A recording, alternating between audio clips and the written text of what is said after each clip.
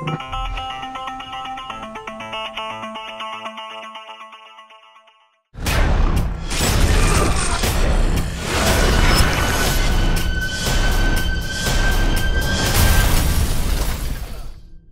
part of the gameplay have you improved most since the first Evil Within? And is there anything that has been altogether changed? You have much more options this time. You know, we have obviously the sneak elements there. With bigger stages, there's more options to run away, and fighting is always that option. So it really leaves it up to you as the player to how you want to play, and you have to gauge the situation and how you're going to respond to it. But Sebastian actually has a tool now that can kind of help him navigate this world, and that is the communicator device. What does the communicator device allow him to do?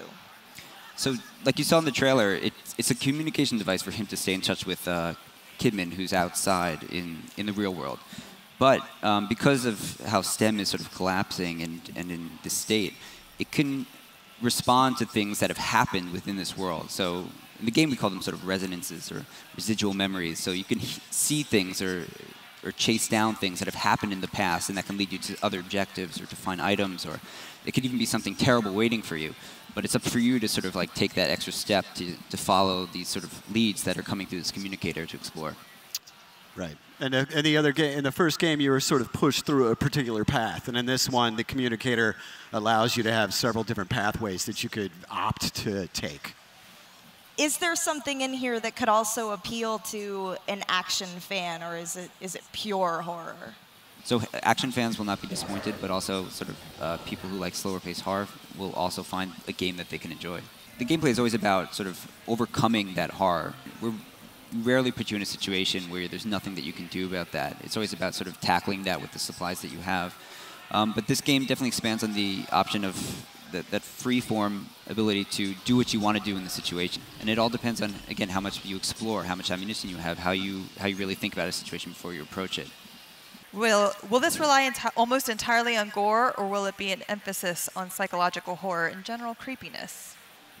I think this time we really kind of pushed the psychological horror aspect much harder, I think, than the first game. Fans of gore and of the first game, there are scenes where you will not be disappointed, because it is a much more personal story for Sebastian, so there are a lot of things tied to him and the struggles that he's going through. And just the shape of the reality around you, it's much more tied to the sort of psychological feel that I feel this time. Is there still an upgrade system, and how does it work? And then, in addition to that, will we start off with only 5 seconds of sprinting? Yes, there will be an upgrade system in this game as well. And we're not going to announce exactly what they are yet, but it's not just parameter upgrades. We have some abilities that you can unlock and sort of customize how you play a little bit. And as far as 5 seconds of stamina, I think we upped it to 6. No. But it's definitely still something you need to be concerned about when you play. But you've got to have that in. You have to have that stress, that additional stressor on top of everything else. It's like, I'm running out of breath. What am I doing here? Ultimately, that's what humanizes Sebastian and makes him a cool character that we can play. Yeah, whatever, he's pretty roughed up, though. So. Yeah, I mean.